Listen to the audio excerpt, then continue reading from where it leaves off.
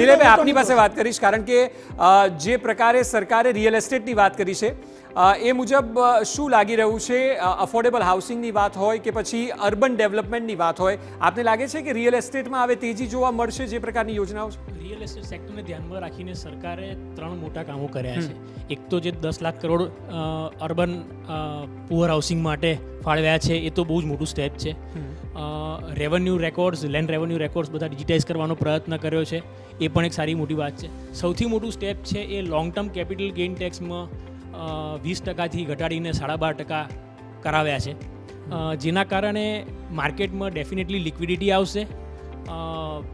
Real estate સેક્ટરમાં transactions ઘણા બધા ફોર્મલાઇઝ થશે, અને ફોર્મલાઇઝ ટ્રાન્ઝેક્શન્સ થવાના કારણે ખાસ રિયલ એસ્ટેટ ડેવલપર્સને લોન્સ લેવા માટે કે ફાઇનાન્સ લેવા માટે ખાસી હેલ્પફુલ થશે.